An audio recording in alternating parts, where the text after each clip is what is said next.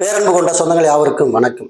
இவ்வளவு காலம் சமூக பணியாக தொடர்ந்த காமன் மேன் யூடியூப் சேனல் தற்போது பணத்தின் பக்கம் சாகிறது அப்படின்னு சில விமர்சனங்கள். நான் எதை செய்தாலுமே நம்முடைய சேனல் உறவுகிட்ட ஓப்பனா சொல்றது வழக்கம்.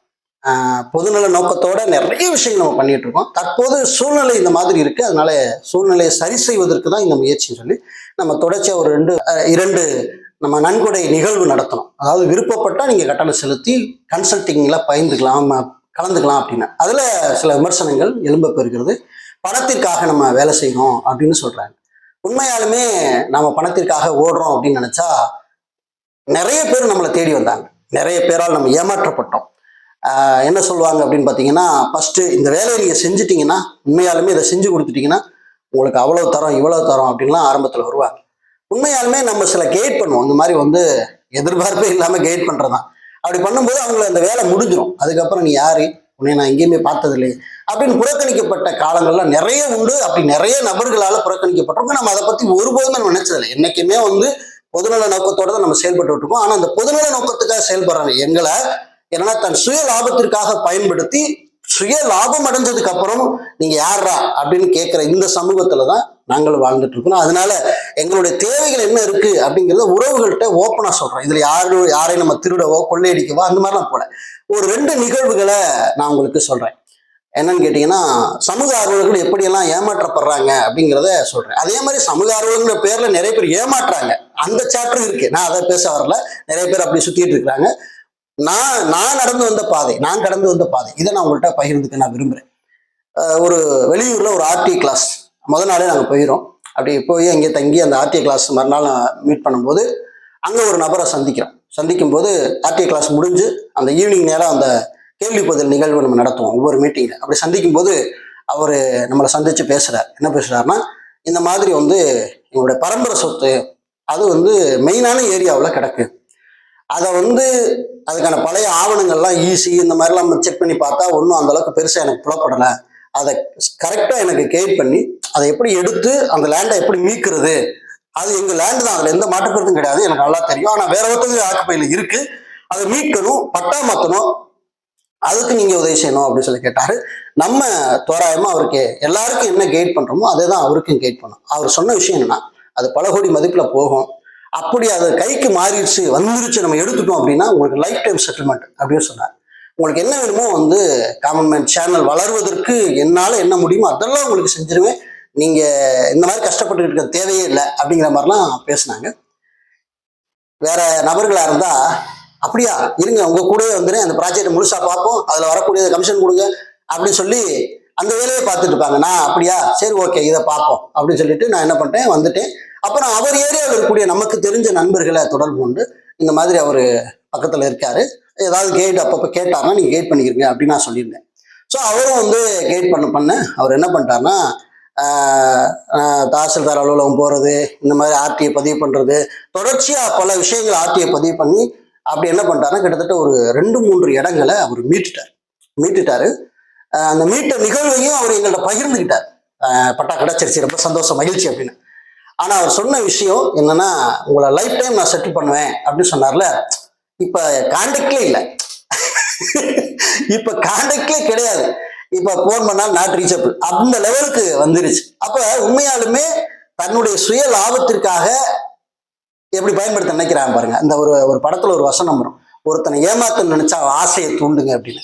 இப்படிதான் நிறைய பேர் ஆசைப்பட்டு பல விஷயங்கள்ல மாட்டிக்கிறாங்க. இது ஒரு சம்பவம் மட்டுமல்ல, இன்னொருத்தர் அதே மாதிரிதான் வந்தார். நீங்க தான் எனக்கு கடவுளுங்க, நீங்க தாங்க தெய்வம், உங்களை பார்த்தாங்க நாங்க வளர்ந்தோம் அப்படி இப்படின்னு பயங்கரமா டெம்ப்டா பேசிட்டு இதே கதை எங்களுக்கு ஒரு ஏரியாவில் நாங்க ரொம்ப நாளா வெளி மாநிலத்துல இருந்தோம். இப்ப திரும்ப இங்க வரணும்னு நினைக்கும் போது எங்களுக்கு இவ்வளவு நிலம் இருக்கும், ஆனா அதெல்லாம் கிராம கணக்குல போய் பார்த்தா இன்னொருத்தர் பேர்ல மாறி இருக்கு, அதெல்லாம் இல்லீகல்னு சொல்லி நம்ம கண்டுபிடிச்சு அதை சரி பண்ணணும் அப்படின்னு சொன்னார். அவரும் இதுதான் சொல்லி லைஃப் டைம் செட்டில்மெண்ட்டுங்க உங்களுக்கு அப்படின்னு சொன்னார். அவரும் இப்ப எங்க இருக்காருன்னு தெரியல. அதே மாதிரி இன்னொருத்தர் பாத்தீங்கன்னா, அதெல்லாம் மெயினான ஏரியாவில் இருக்கக்கூடிய இடம், கிட்டத்தட்ட பாத்தீங்கன்னா லட்சக்கணக்கா போகக்கூடிய இடம், அதையும் ஒருத்தர் மீட்டுட்டார். அவரு இப்ப எங்க இருக்காருன்னு தெரியல. இப்ப ரீசெண்டா ஒருத்தவங்க சொல்லிட்டு இருக்காங்க, இந்த மாதிரி நிலம் கைக்கு வந்துருச்சு அப்படின்னா உங்களுக்கு லைஃப் டைம் செட்டில்மெண்ட்ல கோடிக்கணக்கா பணம் தரோம் அப்படின்னு சொல்லிட்டு இருக்காங்க. இதெல்லாம் எங்க மைண்ட்ல இப்படி ஏத்தி இப்படி கழட்டி விட்டுருவோம், இங்கிட்டு வாங்கி இங்கிட்டு கழட்டி விட்டுருவோம். ஸோ எங்களுக்கு தெரியும் எப்படின்னா இந்த சமூகம் வந்து எப்படி நம்மளை பயன்படுத்த நினைக்குது அப்படிங்கிறத ஐ வில் அண்டர்ஸ்டாண்ட். அப்போ நிறைய உறவுகள் நம்மளை பார்த்து நிறைய விஷயங்கள் கற்றுக்கொண்டு நிறைய தன்னுடைய தேவைகளை, நேற்று ஒருத்தர் கூட என்ன செய்யறாருன்னா, உங்களோட வீடியோ பார்த்தோம், ஆர்டிஐ பதிவு பண்ணி எனக்கு கிடைக்காத ரேஷன் கார்டு கிடைச்சிச்சு அப்படின்னு நேற்று ஒருத்தர் கமெண்ட் பண்றாரு. இப்போ டெய்லி நம்முடைய சேனல் பார்த்து எண்ணற்ற உறவுகள் தங்களுடைய தேவைகளை அவர்கள் பெற்றுக்கொள்றதை நினைச்சே எங்களுக்கு பெரிய சந்தோஷம்.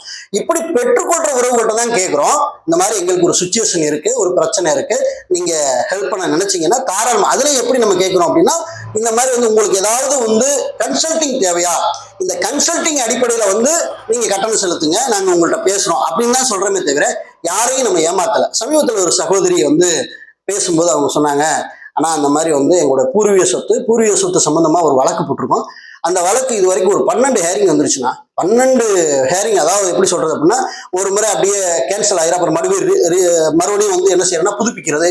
இப்படிமா ஒவ்வொரு முறையும் இந்த மாதிரி புதுப்பிச்சு ஒவ்வொரு ஆளுகளா சேர்த்து 12 முறை வந்துச்சு. ஒவ்வொரு முறையும் இந்த மாதிரி ஹேரிங் வரும்போது மட்டும்தான் என்ன செய்வார்னா வழக்கறிஞர் போன் அடிச்சு இந்த மாதிரி 10,000 பணத்தை கொண்டு கொடுங்க அப்படின்னு. ஒவ்வொரு முறையும் 10,000 இப்படி கொடுத்துருக்காங்க. ஆனா அந்த சொத்தோட வேல்யூ பாத்தீங்கன்னா அந்த அளவுக்கு ஒருத்தருக்குமான்னு தெரியலண்ணா, இப்ப அந்த கேஸை நான் விட்டுலான்னு இருக்கிறேன், என்னால பணம் கொடுத்து மாற முடியல அப்படின்னாங்க அந்த தங்கச்சி. இப்படிலாம் நம்ம யாரையுமே வந்து அற்புறுத்தலை. மேக்சிமம் வந்து நிறைய உறவுகளுக்கு நம்மளால முடிஞ்ச வரைக்கும் உதவி செய்யும். சமூக ஆர்வலர்கள் சொல்லிக்கிற ஒரு விஷயம் தான், நீங்க யாராவது உதவி செய்யறாங்க, இந்த மாதிரி அதை தாரேன் இதை தாரேன்னு சொல்லுவாங்க அப்படின்னா தயவு செய்து நீங்க யாரும் எந்த மனுஷனையும் நம்ப வேண்டிய தேவையில்லை. அதே சமயத்துல சொல்லாம உதவி செய்யற உறவுகளாம் இருக்கிறாங்க. என்னுடைய வீடியோ பார்த்துட்டு இருக்கிற ஒரு சகோதரர் போல இன்ன வரைக்கும் அவரோட பேர் மட்டும் தான் சரி தெரியும், ஸ்ரீராம் தான் அவர் பேர் மட்டும் தான் தெரியும், எந்த ஊரு என்ன எதுவுமே எனக்கு தெரியாது. ஆனா இந்த மாதிரி ஏதாவது சுச்சுவேஷன்ல நான் வந்து ஒரு வீடியோ போறேன் அப்படின்னா திடீர்னு பார்த்தா அவரோட அக்கௌண்ட் பணம் கிரெடிட் ஆகும். எனக்கு ஒரு 3 முறைக்கு மேல இந்த மாதிரி பணம் அவர் எனக்கு அனுப்பியிருக்காரு. நான் திரும்ப இந்த போன்பேல போய் கூட, சகோதரர் நீங்க யார், உங்களோட டீட்டெயில் சொல்லுங்கன்னு நான் சொன்னது கூட ரெஸ்பான்ஸ் இல்லை, ஒரு தம்ஸ் அப் போட்டு விட்டார். அப்படிப்பட்ட நல்ல உள்ளங்களும் இருக்கிறாங்க. அதே மாதிரி ஒரு வீடியோ ஒருத்தர் பார்த்துட்டு என்ன பண்ணிட்டாரு அப்படின்னா, ஒரு லெட்டர்ல 10,000 செக் வச்சு அனுப்பினார். இது நடந்தது கிட்டத்தட்ட ஒரு 3-4 வருஷத்துக்கு முன்னாடி. ஆனா அவர் சொன்ன ஒரு விஷயம்னா, முருகேசன் உங்களுக்கு என்ன தேவை வேணாலும் நீங்க எனக்கு ஒரு இன்ஃபர்மேஷன் கொடுங்க, பிள்ளைங்களை படிப்பு விஷயமா மற்ற காரியமா எனக்கு தகவல் சொல்லுங்க, நான் உங்களுக்கு ஐயா உதவி செய்றேன் அப்படின்னு சொன்னார். அவங்க ஒரு பெரியவங்க. இன்ன வரைக்கும் ஐயா எனக்கு இந்த உதவி தேவைன்னு அவருக்கு நான் போன் அடிச்சு கேட்டதே இல்லை. ஏன்னா அவங்களுக்கு தெரியும் இப்படிதான் அப்படின்னு தெரியும். ஒரே ஒரு முறை அவருக்கு நான் போன் அடிச்சேன், எதுக்குன்னா இந்த மாநாடு நடத்துறோம் ஐயா, உங்களால முடிஞ்ச ஒரு ஹெல்ப் பண்ணுங்க அப்படின்னு சொன்னேன். அவர் உடனே, முருகேசன் நீங்க நடத்துற மாநாட்டுக்கு என்னுடைய இந்த நண்பர்னு சொல்லிட்டு 20,000 பணம் அனுப்பிவிட்டார். எந்த எதுவுமே கேட்கவே இல்லைங்க. அவர்கிட்ட பேசுனது 2 நிமிஷம் கூட பேசல. ஆனா இன்ன வரைக்கும் அந்த அளவுக்கு நம்மளை நம்புறாங்க. அப்படிப்பட்ட உறவுகளும் மனிதர்களும் இருக்கிறாங்க. அவங்கள்ட்ட தான் நான் பேசிட்டு இருக்கிறேன்.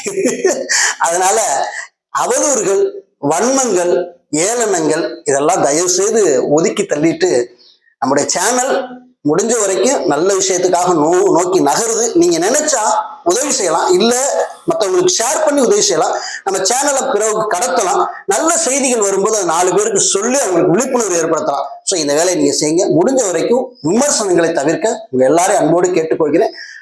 சமூக ஆர்வலர்கள் மிகவும் கவனத்தோடு இருங்க. யாராவது ஆசை வார்த்தைகள் உங்களை பேசி உங்களை வஞ்சகத்துக்கு நேரம் இழுத்துட்டு போறாங்கன்னா அவங்களை கண்டறிஞ்சு கரெக்டா வந்து என்ன செய்யுங்க, கட் பண்ணி விட்டுருங்க. நீங்க அவங்களே நம்பி இருந்தா இந்த நான் சொன்னது மாதிரி என்ன செய்யாங்க, போன் நம்பரை மாத்திட்டு சுவிட்ச் ஆஃப் பண்ணிட்டு எஸ்கேப் ஆக தெரியாது, கடைசி நடுத்தவர்கள் நீங்க நிற்பீங்கிறதையும் சொல்லிக்க விரும்புறேன். மீண்டும் நல்ல தகவலோடு உங்களை வேற சந்திக்கிறேன். நன்றி, வணக்கம்.